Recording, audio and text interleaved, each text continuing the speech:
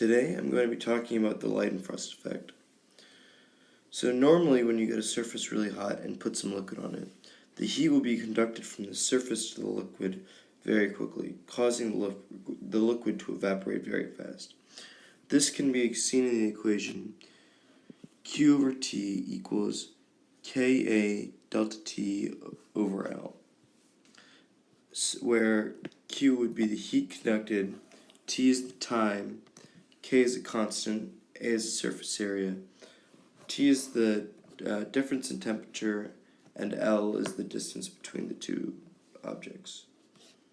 What this means is that as you increase K, A, delta T, or decrease L, the rate that heat is transferred increases, and so your liquid will change state faster. What this means is that if you increase delta T enough, the liquid vaporizes essentially instantaneously upon contact with the surface, creating a thin film of vapor in between the liquid and the hot surface. This does two things.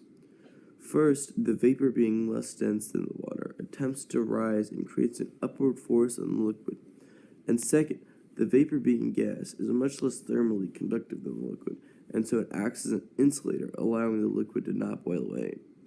The result is that the liquid will sit on the film of vapor, heating it at an extremely low rate and rolling around almost no friction on the gas. This is what it would look like when water rolls around on a super hot pot.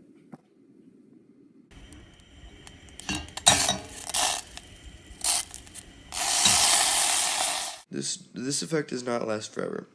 Once the liquid heats up, the difference in temperature between it and the pan will not be great enough, and it will start to boil away.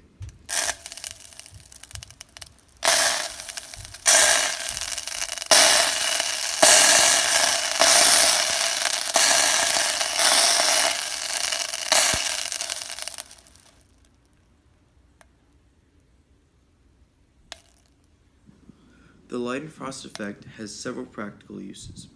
One use is to count hot water in small controllable amounts. If a hot surface has a pattern of small inclines, then a droplet on it will fall, bounce over the oncoming ridge, and fall again, creating forward motion in the direction of the incline. This motion can even oppose gravity to some extent. This only works due to the extremely low friction caused by the droplet rolling around on the film of gas. This can be used to precisely move small amounts of liquid around, which is utilized in the making of some pharmaceuticals. This effect is also being used to boil a liquid with no bubbles. When heating a liquid, bubbles usually form and on larger industrial scales can sometimes cause violent explosions. Making use of the Leidenfrost effect, the surface being used to boil liquid can be heated to a greater extent, forming the characteristic layer of gas. This prevents bubbles from forming. However, it is a very inefficient way to boil energy-wise. To solve this problem, researchers have created special, extremely hydrophobic pans with a specific surface geometry, which allows it to catch the gas which normally escape faster. These two improvements allow the Leidenfrost effect to be seen at much lower temperatures, making it a more economically viable option.